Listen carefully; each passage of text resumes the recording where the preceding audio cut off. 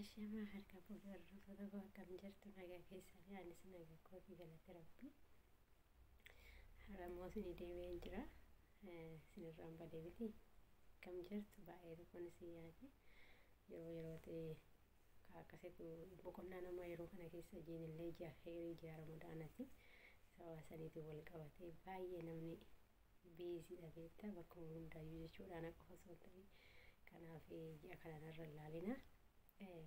Har'as immoo diraamaa gaddaa kutaa sadaffaan isinii dabarsee ture. Har'ammoo kutaa arfaffaadha. Baay'ee immoo akka ilaaltaniitti bobbaarsaniitti bobbashannantan abdiin qaba. Diraamichi immoo baay'ee waan namatti toludha. Namni hundumtuu diraamaa kana hin jaalata yaada. Yeroo boodaanis immoo ofii kiyyaa diraamaa akkasumatti naaf hojjedhee isiniif gadhiisa. Ammaaf amma warra hojjeteetti koo irra waa kukkutee isiniif ergaa jira. Baay'ee immoo waan namatti toludha. Baay'ee immoo waan irraa hubatamudha. Waanuma dhugaadhaas waan sobaa tiibiti. Waanuma jiru jechuudha. Waanuma ilma namaa kanarratti ta'udha jechuudha diraamichi. Kanaaf diraamicha san immoo daawwannee kaane walitti deebina. Hangasiif immoo turtiin keessan afaan haa ta'u isiniin jecha. Warri immoo maatii koo hin taane kottaa maatii kootti dabalama. Kan maatii koo taatanii afaana turtan immoo guddaa galatoomaa isiniin jecha. Laayikii sheeris gochuu hin dagatina. Viidiyicha daawwannee kaane walitti deebina. Galatoomee boofaa. Garuu maal yoo jetteenidha kan gatii kana walii galan? Homaa wanti addaan jiru. Qulqullina meeshaa keenyaa fi sadarkaa dhaabbata keenyaan itti kanu. Roobsan gargaartuu cimtuu argate jechuudha. Galatoomee boofaa.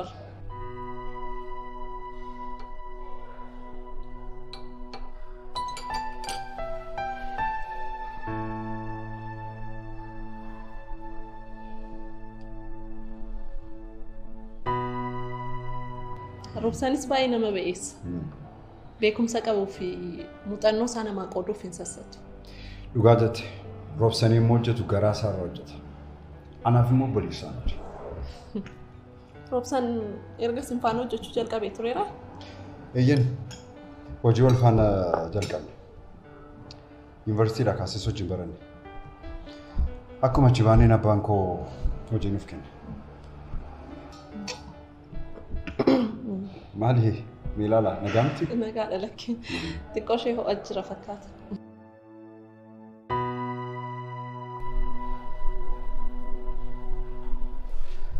Ani kanan jedhu hiriyaa keetii miti akkamittiin beektu?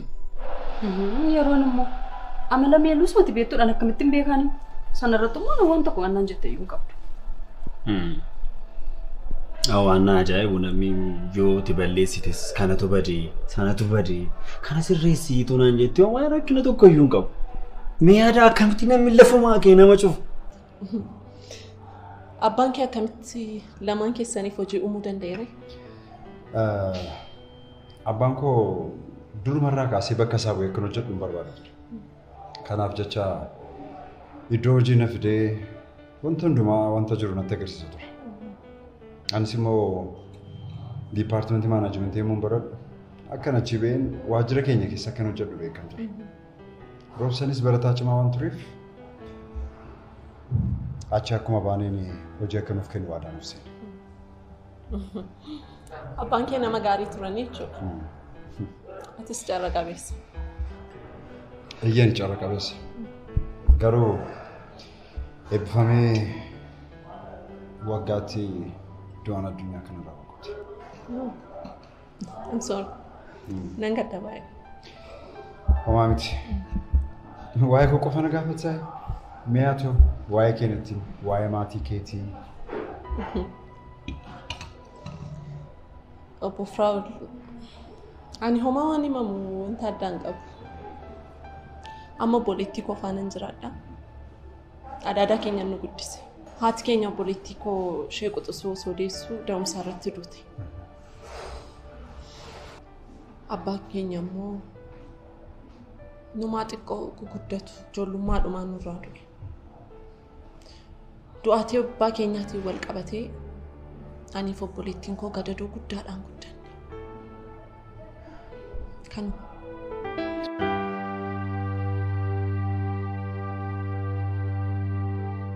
Yoomi kan wal agartan? Kana fakkaata fiigichi baay'ee nama kabalchisaa waan baay'ee raawwatamudha. Yoo obboleettiinis yoo obboleewwan wanta waliin hundumtu diraamaa kana yeroo duraa namni diraamaa dheebuu hordofaa turtan achi keessa yoo sanii guddaa jedhama mucaan suni baay'ee jaallata mucayyoo kana jechuudha. Yoo sanillee mucayyoo obsee jedhamu akka jaallachaa ture akka malee ishiin immoo isa dhiisee kan biraa jaallachaa turte. Kanaaf guddaa yeroo hundaa carraan isaa kun maal akka ta'e laata baay'ee yaaddoo nuti ta'aa jira. Kanaaf isinis immoo sirraa waan baay'ee hubattudha yaada waan baay'ee of keessaa qaba barumsa hedduu of keessaa qaba jechuudha. Baay'ee namatti toltilleedha mucayyoon jechuudha. Diraamaan isaanii baay'ee nama guutuu isaa yoo barbaadan immoo liinkii kiyya jala isiniif hin ka'a. Yoo barbaadan yuutuubii kiyya jala guutuu isaa ilaaluu hin dandeessu. Liinkii isaa gatuttanii yoo seentan isin seenisa yookaan immoo of jalatti sheerii gochuu nan danda'a jechuudha. Achi jala ilaaluu hin dandeessu. Waan baay'ee namatti toludha. Waan baay'ee irraa hubatamudha. Ammallee xiqqoo qo'aa sinaaf feeree ka'eetinan walitti deebina. Isiniin jedha. Itti deebinaa qo'aa.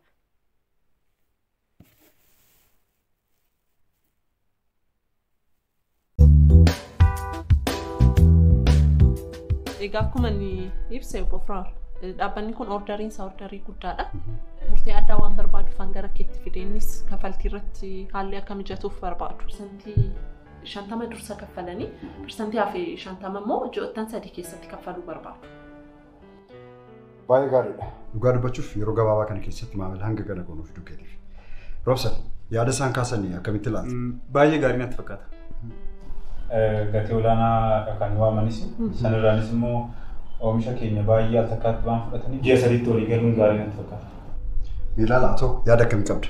Anis yaadni koo Roobsan faana wal fakkaataadha. Oomisha hedduudha kan jarri ajajanii maamilummaas jara faana uumuun nu fayyada. Baay'ee gaariidha. Osoo nu wajjin hojjetanii baay'ee nutti tola. Yoomee isin beeksisa jetteen? Torbee kanan jedheen. Baay'ee gaariidha. Waanuma fedheefu yoo yeroo qabaadhu waliin deemnee dubbisna. Amma deemuu dandeessa. Ulfaadhu Bofraar. Roobsan, miilaalaa akkamitti ilaalti? Baay'ee cimtuudha dhugaa dubbachuudhaaf. Yeroo gabaabaatti maamila Afreeffaa fidaa jirti. Anaan baay'ee na dinqee jira. Hojii kana milkooftee jennaan koomishinii guddaa argatti. Sirriitti malee. Cimtuudha baay'ee.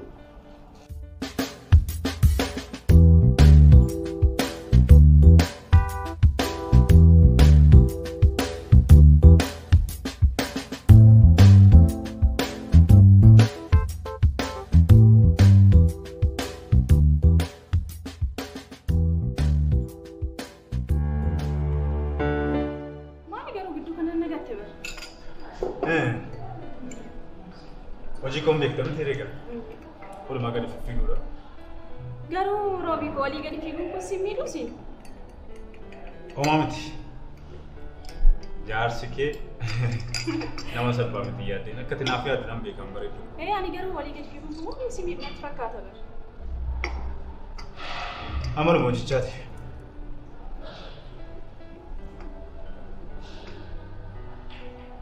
Yeroo takka bilbila kana dubbisee ta'e. Dikam, tole? Oh, akkam gaaddisa? Naguma? Dhimma caalbaasii sun maalirra ga'e? Dhugaa ittaayi. Ani kana naman. Oh, baay'ee gammade dhugaa caalbaasii kana moo keenyatti baay'ee gammade. Oh, maal rakkoon qabu? Ayyee, ganaman dhufu. Ganaman. Tole, tole. Galatoma. Tole gaadhi. Nagaatti. Ganamaan dhufa ayyee. Kana fakkaata. Kana fakkaata diraamichi. Isin immoo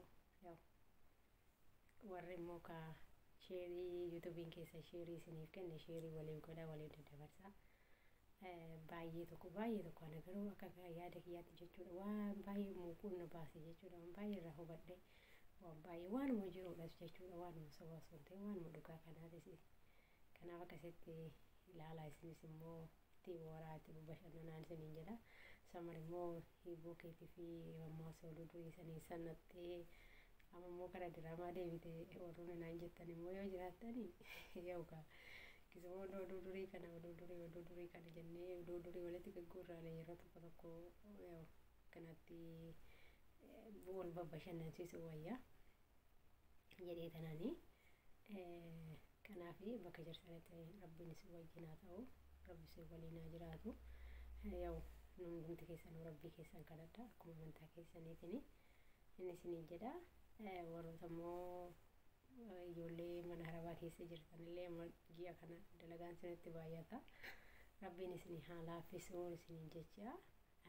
kanaaf warra viidiyoon kiyya kana warratti dhaabata warroonni maatii kun ta'an immoo laayikii sheerii gochuuf hin dagatinaatiin jecha dhumarratti illee ammallee viidiyichi isinan affeera dhumarratti kalaas amma asumarratti inni ofii kiyyaa asumarratti naaba dhumarratti immoo viidiyicha laaltanii walii achumaan yeroo bira immoo diraamicha kutaa shanaffaa isinii fidee dhufa yookaan immoo hibboo kamammaassan isinii deemuu hin danda'a jechuudha kanaaf nagaa naataa nagaa keessanaaf jiraadhaa viidiyicha achumaan hubadhaa isiniin jedha.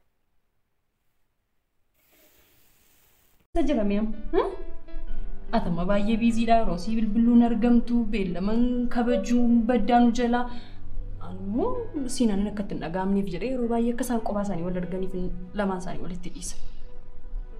Sirriidha. Garuu dhiibbaa hojiin irra jiru hubachuu danda'u qabanne. Meeluu koo garuutti yaadi sirriitti. Dure. Siinanii garuu hammam akkan jaalladhu beektamti. Nan beeka meeluu garuu haasaa qofaan miti. Gochaadhaan natti agarsiisi. Gurbaan gada bilbila dirqamaa sirraa fudhatisu si bilbileera. Eessatti yaaditti? Noo karaa keenya jalqabneerra. Ati garuu carraa kun irratti gubbee oolte. Ani maa namni akkamittiin dirqamaan bilbila namarraa fudhatee akka tilaanneef barbaadee ture. Baay'ee mana dhibdaanoo jaalladheeroo yoo bilbila koo kenneef. Akkasitti natti hin ture akka keessi kee barbaadaniif. Yaa budoo ani kanan jedhu ammayyuu boonaan jaallattamteeti. Akka duraa ta'uu baatus waa'ee boonaa yeroo yaadadhamas miira addaatu natti dhaga'ama. Ta'us garuu suuta waa'ee boonaaf keessaan baasa jedheetuma yaada. Biluuko ani garuu yeroo hundumaa akkasii wajjin taatan ture fedhiin koo maal godhu ka? Waan waaqayyo jedhutu ta'a. Dhugaa keetiin mallee. Ana dura akkati boonaa jaallattu kan sirratti bareeqanii turte. Anaanuu na dhiba bara akkamitti akka isheen akkam boonaa jaalladhu narratti barte akka yoo na gaaffii natti ta'a dhugaansi jedha. Yaadda yeroo hundumaa gaafa isheen gaaffiidhaas dubbistu. Utuu asufuu garuu amma eessa jirti qananii? Amma nutti hin beeka bilbila ishee yeroo bilbiluuf narraan kaastu maal akka balleessin hin beeku ana. Kan keessin kaastu? Hin kaastu maal yeroo meeqa ishee bilbilee naannaan kaastu bara. Maal akka isheen taate hin beeku ana. Lakkiri yeroo ilma keenya hin barbaanne jechuudha. Hin beeku.